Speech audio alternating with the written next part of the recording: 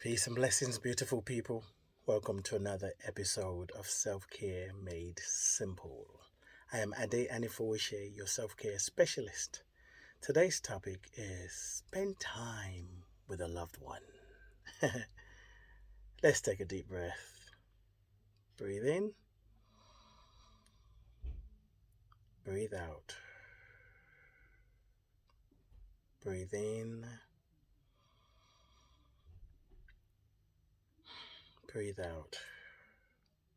And now, this next breath, when you take this breath, allow this breath to be a remembrance of your connection to everyone, every being, your ancestors. Take a deep breath in and breathe out.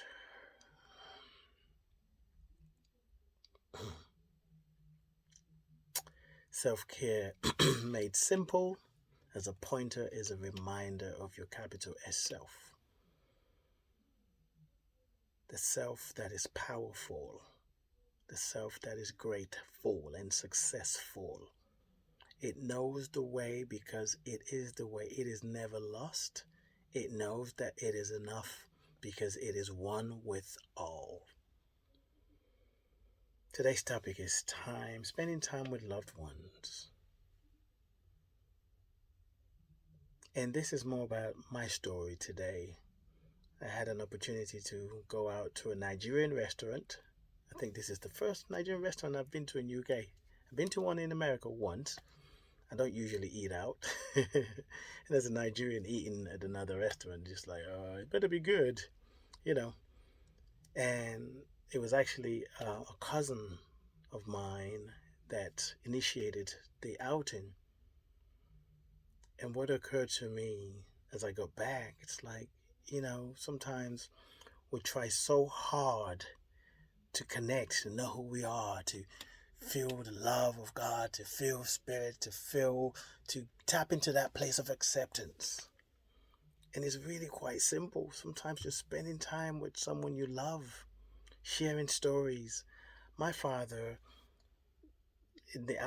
spoke to someone today in German because he lived in Germany many, many, many, many years ago, and he still remembers how to speak the language. He doesn't speak to anybody else.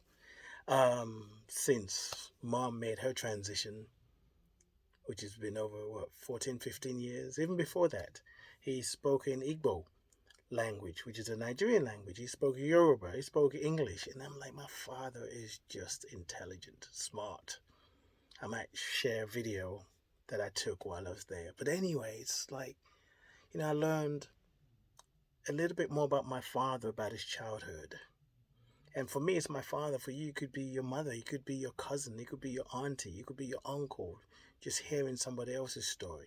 My cousin was telling his story, and I told him, you need to write this story you need to write a book. He was like, never thought of it that way. He's written a book, so it's not new to him. I said, but this needs to be in a book. He just had stories. Oh, that's so and so. I used to work there. I remember when I first came to Nigeria, to UK. I worked there and I cleaned toilets.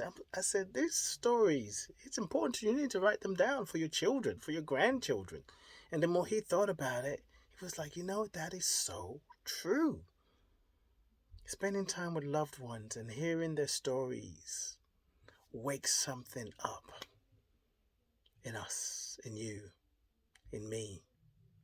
And it connects us with the capital S self. Because we're wired for community, we're wired for connection. When I hear your story, I'm inspired. When you hear my story, you're inspired. When we share our story, we are all inspired. Most of what's going on in the world today is because we forget to listen to each other's story. We're quick to deny it. We're quick to be defensive about it because of the other narratives.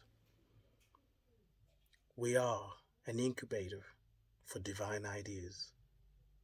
All we have to do is spend some time to slow down, breathe in, tune in, relax, and nurture that seed.